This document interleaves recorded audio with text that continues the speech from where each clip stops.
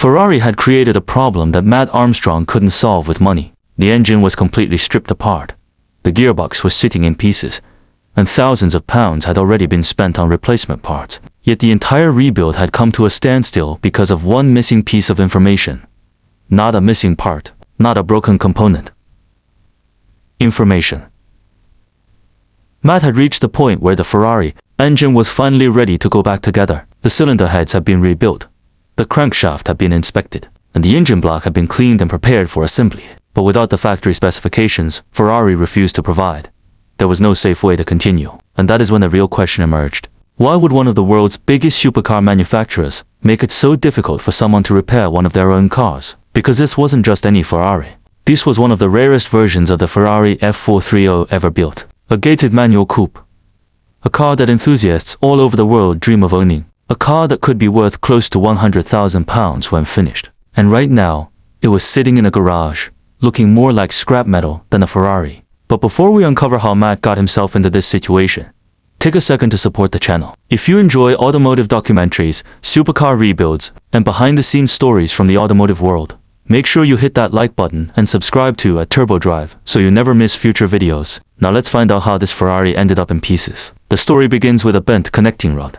This small piece of metal was responsible for turning what should have been a dream, Ferrari, into one of the most challenging rebuild projects Matt Armstrong had ever faced. The Ferrari F430 had been purchased from a track experience company for £60,000. At first glance, that might sound expensive for a damaged car. But there was one detail that made this Ferrari different from almost every other F430 on the market. It was a manual.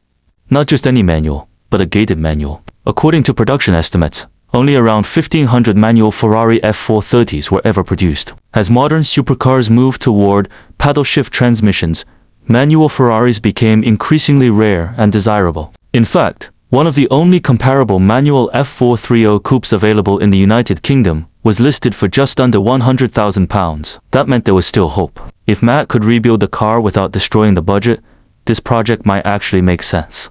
The problem was that almost nothing about this Ferrari was straightforward. The first clue appeared before any mechanical work had even begun. The front bumper wasn't actually an F430 bumper. It was a Scuderia bumper, and while that might sound like an upgrade, it quickly became a financial nightmare. The bumper itself was heavily damaged, held together with self-tapping screws and missing important components. When replacement costs were checked, the numbers became difficult to believe. A replacement Scuderia bumper alone cost more than £3,000.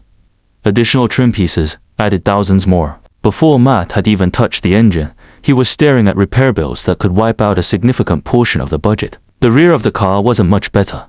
The diffuser was missing entirely, and replacing it with genuine Ferrari components would cost thousands more. It was becoming obvious that every decision during this rebuild would matter. One wrong move could turn a potentially profitable restoration into a financial disaster. But after years of sitting unused, the Ferrari had accumulated something even worse than expensive repair bills. The car had been off the road for more than 11 years. Dust covered almost every surface. The interior showed clear signs of heavy use. Track experience stickers and markings remained throughout the vehicle. Before making any major decisions, Matt decided to clean the car and see what condition it was really in. And surprisingly, things began looking better. As years of dirt disappeared, the paintwork underneath started revealing itself. For a car that had spent much of its life being driven around race circuits by inexperienced drivers, the bodywork was holding up remarkably well.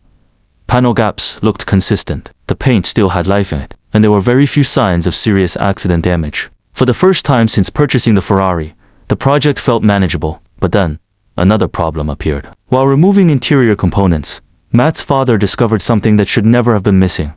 The clutch master cylinder was gone, completely missing from the car. Without it, the clutch system couldn't function. Without the clutch system, the manual transmission was useless, and finding replacement Ferrari-specific parts was never cheap.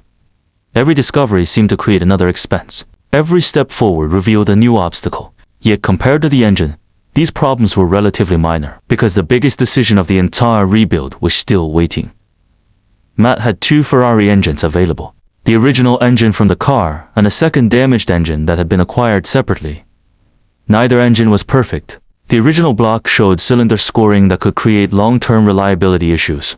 The second engine contained a bent connecting rod but featured healthier cylinder walls. Choosing the wrong engine could destroy the project before it ever reached the road. After careful inspection, Matt made the difficult decision to abandon the original block and use the healthier engine as the foundation for the rebuild. It wasn't the decision Ferrari purists wanted to hear, but it was the most practical solution available. As disassembly continued, another mystery emerged. Several connecting rods carried unusual X and Y markings.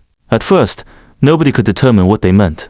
Online information was almost non-existent. Technical documentation was nearly impossible to find. And once again, Matt ran into the same problem that would haunt the entire rebuild. Ferrari didn't make this information easy to access. Unlike many manufacturers, Ferrari keeps much of its engine rebuilding information behind closed doors. So, instead of finding answers in a workshop manual, Matt had to rely on experience, investigation, and advice from industry professionals. The deeper the rebuild went, the clearer the problem became. Repairing the Ferrari wasn't just about replacing broken parts. It was about uncovering information that Ferrari never intended independent mechanics to have access to. And as the project moved forward, the costs continued rising. A single parts run would eventually add more than £13,000 to the budget. The total investment would climb beyond £73,000. And despite all that spending, the biggest challenge was still ahead. Because the moment Matt finally prepared to rebuild the engine, he discovered Ferrari had left him without the specifications required to finish the job. No torque settings, no detailed assembly procedures, no piston ring specifications, nothing. The parts were ready. The engine was ready. The workshop was ready. But Ferrari wasn't. And that's where this incredible rebuild story takes an unexpected turn.